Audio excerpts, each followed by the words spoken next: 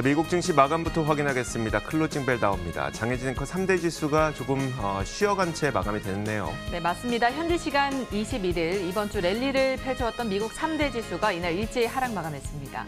시장은 미국의 실업보험 청구자 수 등의 주요 지표와 미중 간 갈등을 주시하는 모습이었는데요. 먼저 미국 노동부는 지난주 신규 실업수당 청구 건수가 244만 건을 기록했다고 밝혔습니다. 9주 사이 총 3,860만 명이 일자리를 잃은 셈입니다. 이렇게 9주 연속 주당 수백만 건을 기록한 주간 신규 실업수당 청구 건수는 노동부에서 지표를 집계한 이래 즉 1967년 이후 역대 최고치를 기록하게 됐습니다. 미국 경제활동 인구가 약 1억 6천만 명인 것을 감안하면 4명 중 1명이 일자리를 잃은 셈입니다. 대규모 실업이 지속되고는 있지만 다행히 신규 신청자 수는 줄어들고 있어서 경제가 재개됨에 따라 앞으로 실업자 수는 더 줄어들 수도 있다는 전망도 나오고 있습니다. 여기에 미국의 기존 주택 판매가 지난 3월에 이어 4월에도 17.8% 큰 폭으로 감소를 했는데요. 2010년 이후 10년 만에 최대 감소폭을 기록을 했지만 워낙 좋지 않을 것으로 예상됐기 때문에 시장 전망치를 밑돌았습니다. 이외에도 미국의 4월 경기 선행지수가 4.4% 하락해 98.8을 기록했는데요. 시장에서 예상했던 것보다는 양호하다는 평가고요. 코로나19의 영향으로 가파른 위축세를 이어갔던 미국의 제조업과 서비스업 경기가 5월에 반등하는 모습도 확인해 볼 수 있었습니다. 한 주간 시장은 코로나19 백신 기대감에 세계 각국의 경제활동 재개에 힘입어 상승 탄력을 받는 모습이었는데요. 하지만 미국과 중국의 갈등이 심화될 가능성이 여전히 남아 있습니다. 트럼프 대통령이 중국에 대해서 막말을 동원한 비난을 퍼붓는 데다 미국 국무부에서 대만에 대한 신형 어뢰 판매를 승인해주면서 중국의 강한 반발을 불러일으키고 있어 향후 양국 관계에 어떤 영향을 미칠지 조금 더 지켜봐야겠습니다. 보다 자세한 마감 상황도 확인을 해보시죠. 먼저 다우지수 하락 출발했지만 이내 상승 전환하는 모습이었는데요. 하지만 장중에 낙폭을 더욱 키워나가면서 다시 하락세로 돌아섰습니다. 0.4% 넘게 떨어져 24,474포인트의 거래를 마쳤습니다. 이어서 나스닥 지수도 확인을 해보시면요. 1%에 가까운 0.97% 떨어진 9,284포인트에 장을 마쳤습니다. 역시나 장 초반에 오름세로 살짝 전환하기도 했지만 이내 하락폭을 점차 키워나가면서 하락 반전했고요. 오후장에서 낙폭을 줄여가려고 시도를 하긴 했지만 실패한 모습이었습니다. 또 어제 사상 최고치를 기록했던 아마존이 하락하면서 지수 하락을 이끈 모습입니다. 마지막으로 S&P 500 지수까지 확인을 해보시죠. 0.78% 하락해 2,948포인트의 거래를 마쳤습니다. 이날 3대 지수는 모두 하락 마감을 했는데요. 상품 시장은 어땠나요? 자, 상품 시장에서는 이 수요가 회복될 것이라는 기대감 덕분에 국제 유가가 지속적인 반등세를 보였습니다. 지난 밤 사이에도 1% 넘게 오르면서 이 마감이 선물 시장에서 거래가 되고 있는데요.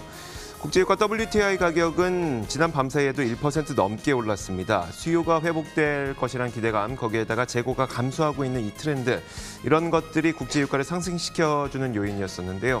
WTI 가격은 지난 밤 사이에 선물 시장에서 현재도 1.5% 오른 34달러 선에 거래가 되고 있습니다. 자, 반면에 국제 금값 살펴보도록 하겠습니다. 금값은 이날 1% 넘게 하락했습니다. 금값도 최근 들어서 굉장히 많이 올랐었죠. 1,700달러 넘어서서 1,750달러 선까지 급격하게 올랐는데 이렇게 급격하게 상승하다 보니까 금값에 대한 그 단기 차익 실현 매물이 나왔다는 분석이 나오고 있고요. 또 한 가지 이유로 요즘에 조금 거론되고 있는 게 있습니다. 바로 미중 무역 갈등이 심화되면서 금보다도 오히려 현금을 보유하고 있으려는 수요가 좀 늘어나고 있다는 그런 평가가 나오고 있는데 이것 역시 금에 대한 그 차익 실현 매물을 좀 만들어냈다는 분석이 나오고 있습니다. 자, 이와 함께 이 금 가격은 1.5% 밀려나서 1,724.9달러에 마감됐습니다. 금리 살펴보도록 할 텐데요. 금리는 큰 변동은 없었습니다. 10년물 국채금리 0.679%에서 움직이고 있고요. 달러 인덱스도 아주 큰 변화는 없습니다만 지난 밤 사이 0.3% 올라서 99.45달러에 거래가 되고 있습니다. 자, 이렇게 상품 선물 시장까지 살펴봤습니다. 글로벌 외신 확인하도록 하겠습니다.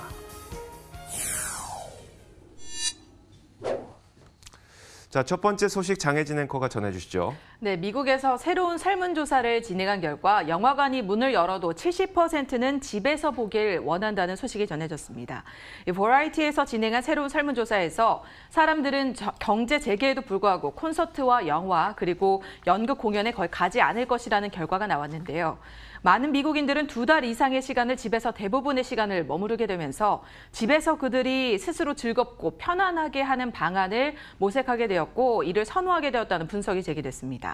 따라서 새로운 영화가 극장과 스트리밍 서비스를 통해서 동시에 같은 가격에 개봉을 하게 된다면 아마도 영화관보다는 스트리밍 서비스를 통해서 집에서 보는 것을 선호하게 될 것이라는 분석도 제기가 됐습니다. 겨우 13%가 새 개봉작을 보러 영화관에 가겠다고 답했고요. 17%는 아직까지는 잘 모르겠다고 답한 것으로 조사됐습니다. 코로나에 대한 공포심은 상당한 시간 동안 유지될 수도 있을 것으로 보이는데요.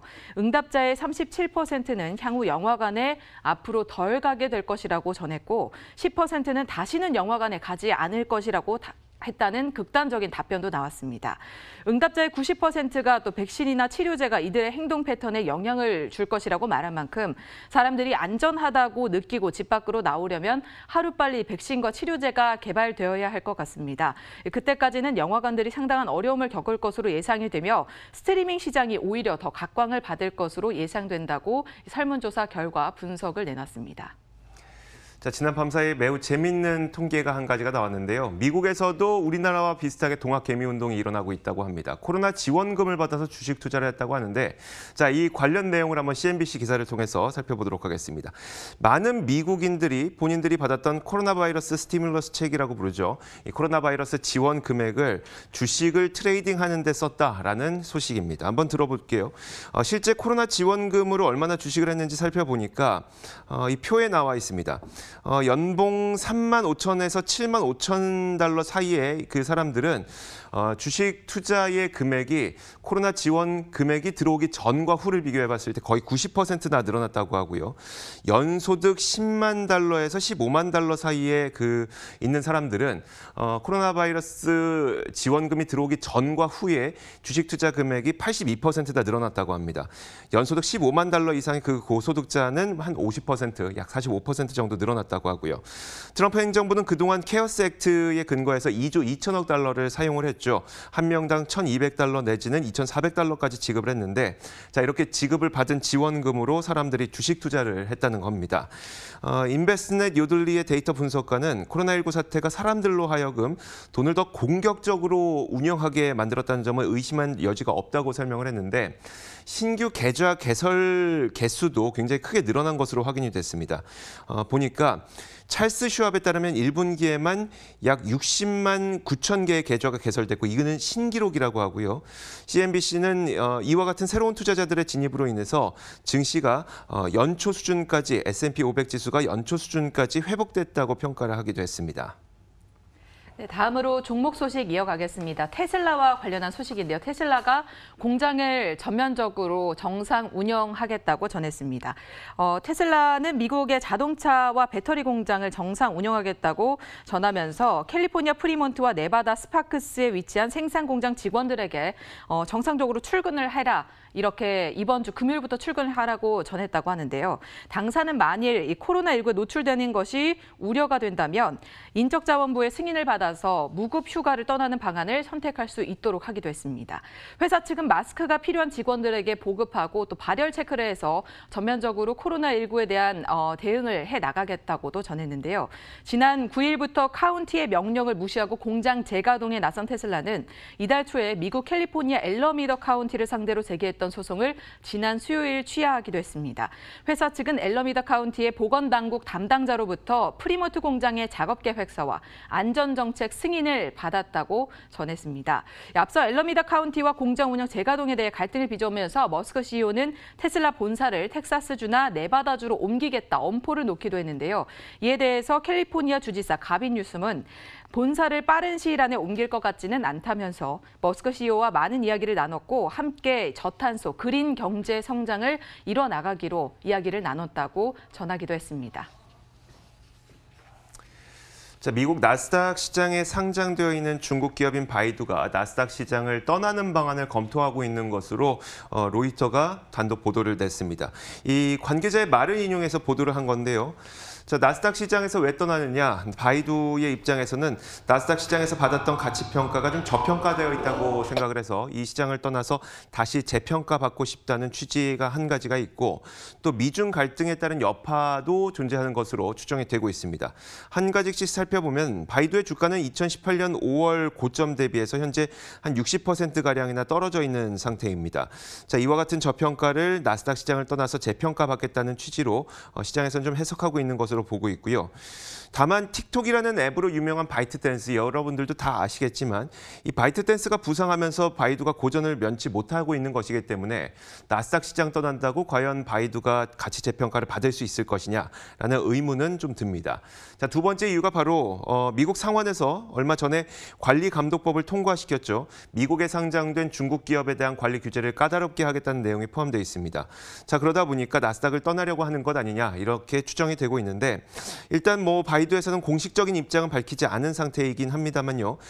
지난 목요일에 바이두의 공동 창업자인 로빈 리가 차이나데일리와의 인터뷰를 통해서 미국계 중국 기업에 대한 규제가 타이트해진 상황을 면밀하게 주시하고 있다면서 만약에 좋은 기업이라면 굳이 미국에만 있어야 할 필요는 없다라고 얘기를 해서 미국 기업을 실제 떠날 가능성을 좀 시사하기도 했습니다. 앞으로 실제로 미국에 상장된 중국 기업들이 떠나게 되는지 살펴봐야 될 것으로 보입니다.